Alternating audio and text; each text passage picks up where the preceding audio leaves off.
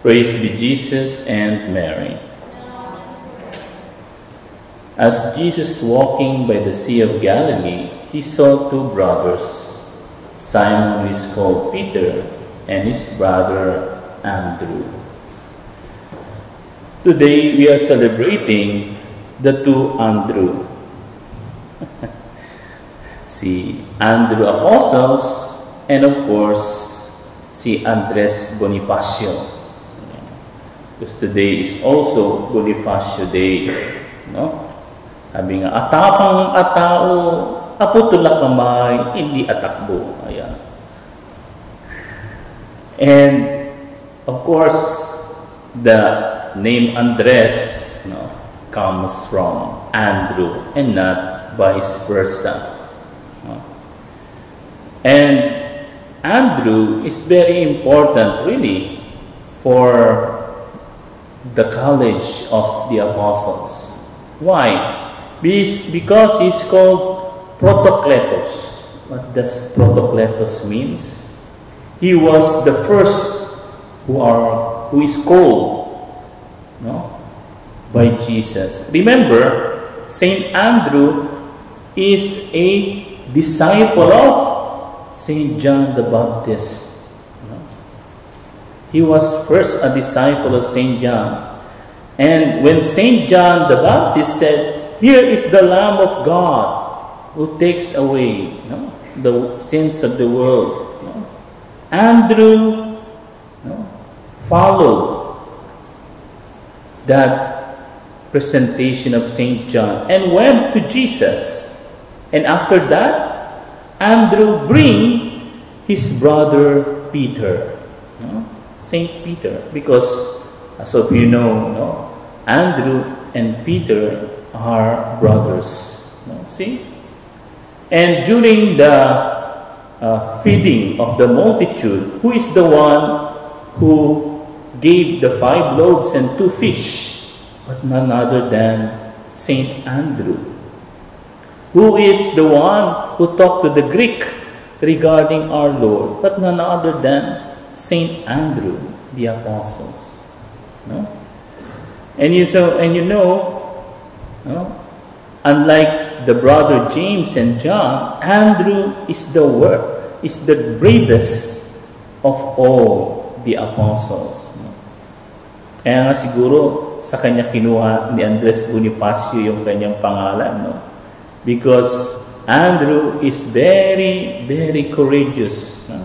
Unlike his brother Peter, of course, Saint Peter was the head of the church, and yet, if you remember, especially those who went to Italy, Saint Peter, when he was about to be crucified, he turned back. Aalis na sana siya sa Rome. And yet, when he saw our Lord with his cross, and Saint Peter asked the Lord, "Lord, saan ka pupunta?" Sabi ni Lord, "I will be crucified again at Rome because you turned your back to them." And Saint Peter, realizing what he had done, returned. Di po ba? And I remember there was a chapel in Rome, dedicated, I forgot the Latin name, Flavia. Anyway, there's a chapel really to remember what Saint Peter did, who turned back to his crucifixion and then again returned because of the image of Jesus, or because of the apparition of Jesus to him. But Saint Andrew is not like that. Remember? Saint Andrew was crucified with the letter X. X. That's why if you are a driver, sa mga driver dito, anong tawag ang tawag sa sign na X sa driving? Saint Andrew's Cross. Di po ba? Saint Andrew's Cross. Because Saint Andrew was crucified in that position. Cross. Kaya nga, nakakabilib No? Yung pagiging matapang ni St. Andrew. Katulad na lang ng isang kwento na narinig ko, no? Na isang anak, sabi niya, "Tay, punta tayo sa Japan. Merong competition dun." "Ano yun, anak? Basta tay, no? Ikaw mag-ano sa akin, magpamasahe, punta tayo dun. May competition dun." So sabi ng tatay, because he was supportive, pumunta sila ng Japan. Pagdating nila sa Japan, no, meron palang competition. Sabi nung announcer, kung sinong makapagdadala ng kakaibang hayop at paramihan ng palakpak, siya ang mananalo. So, unang nagdala yung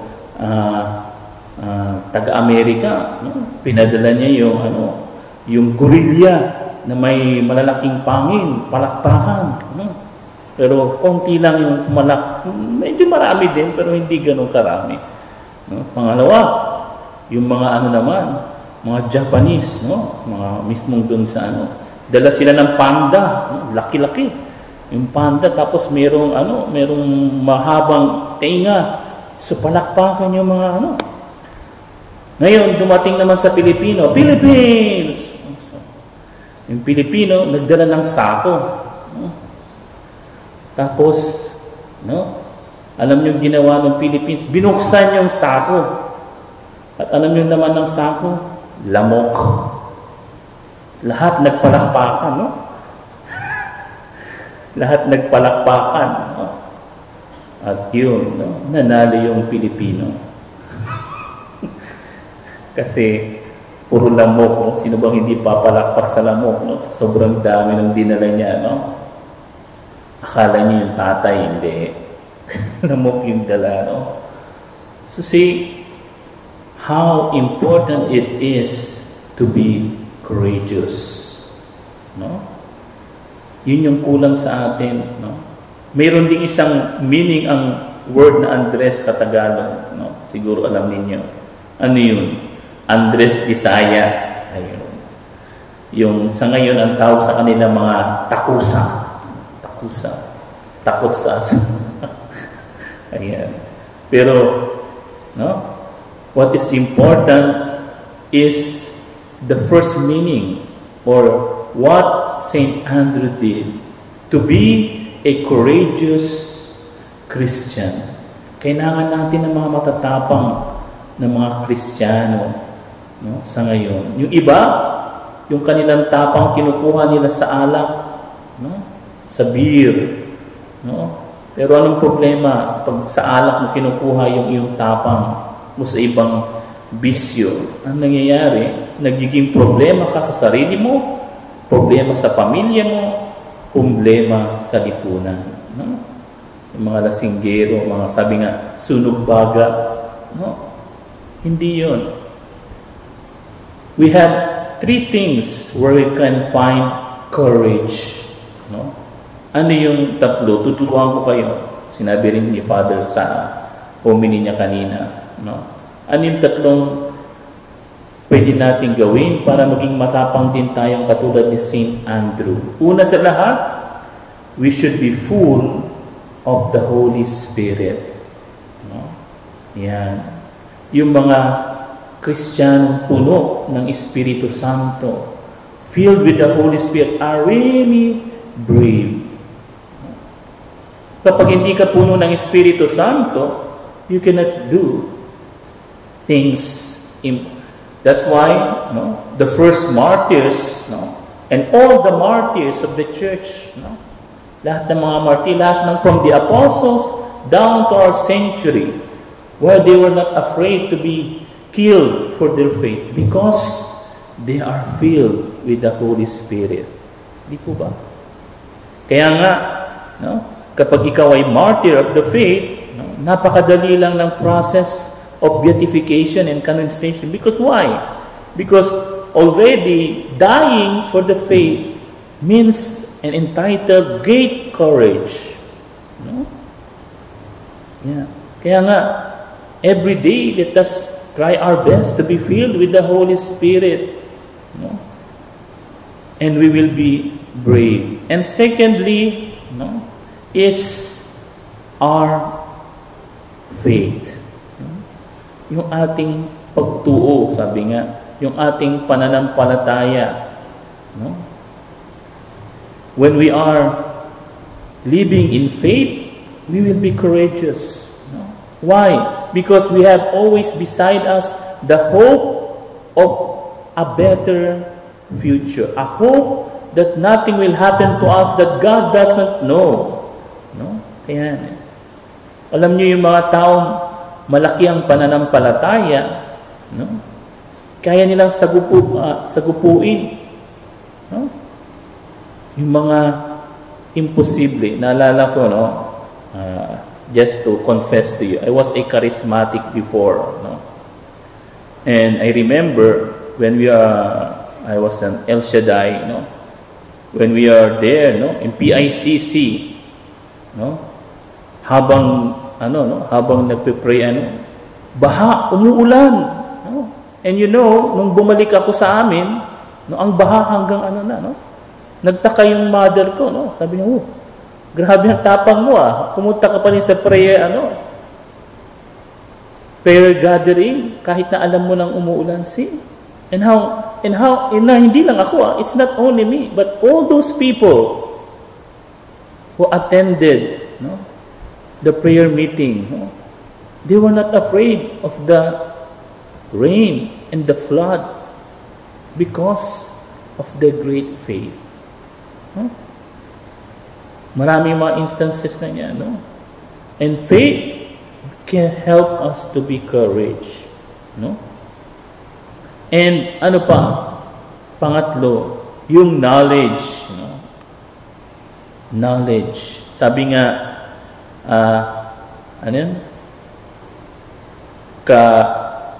knowledge creates competence. No? Kapag ikaw ay merong kaalaman sa ginagawa mo, alam mo yung gagawin mo, hindi ka matatakot. Di ba? Katulad na lang ng isang estudyante, no, na nag-aaral. Kapag siya'y prepared, alam niya yung mga sagot, hindi siya kakabahan. No? Yung mga kinakabahan ng mga estudyante, o yung mga kinakabahan sila because they do not know. No? Kahit na lang sa sa driving, no? Sa pagdadrive, no? Kapag yung isang driver, no, hindi niya alam o kabisado yung manibela at yung kanyang mga mahirap na bigay mo sa kanyang manibela, no? At the same time, pag nakakita ng sasakyan, no, dug gumagano na yung kanyang dibdib, no? Kasi na siya na pag lumabas ng no? Okay lang kung sa mga dito lang sa village. Pag lumabas na sa highway, ayan na, no? Yung sinasabing mararatel na, no? Mawawala na sa focus. Why? Because he has no competence yet. No?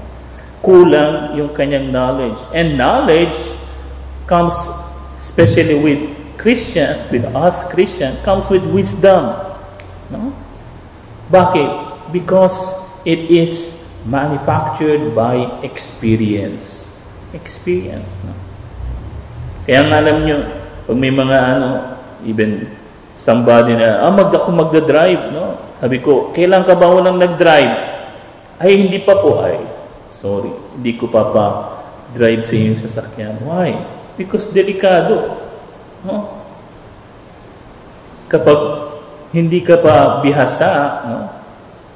Kahit ba may alam ka, theoretical, but if you have no experience, you cannot have competence to drive.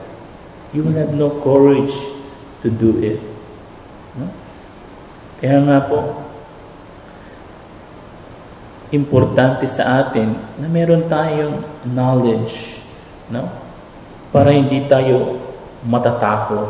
No? Karamihan sa mga, alam nyo, yung mga natatakot, no? Especially yung mga end of the world, they are those who are lack knowledge or foolish. Sabi nga doon sa Bible, foolish virgin. They do not know. But those who know Christ and the gospel and the teaching of the church, no, they are courageous. Ano ang mangyari dyan? No? O hindi ka matatakot. And thirdly, fourthly na pala, no? Trust. Yung pagtitiwala. If you have trust, you have courage. No?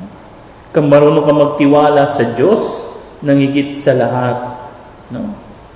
Hindi ka matatakot. No? Katulad na lang, no? Nung naalala ko, no? Kinuwento rin sa akin. Meron din nangyari sa akin yan. May nagpunta sa akin sa inyo, Father, no? Ang na ng buhay ko, bakit naman, sister? Kasi yung asawa ko, ganito, no? Yung anak ko, ganyan. No? Yung kapitbahay namin, ganito. Sabi ko, sister, no? Trust in God. No?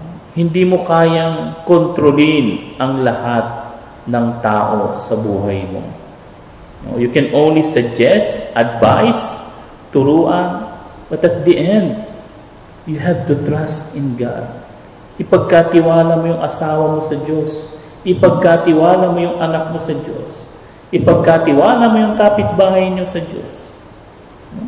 Kapitbahay mo sa Diyos. Don't pretend to be God. No, yun kasi mahirap sa atin. No, kasama na ako. No? Sometimes, we pretend to be God. We try to control everything. Kailangan sister ganito, brother, so, no?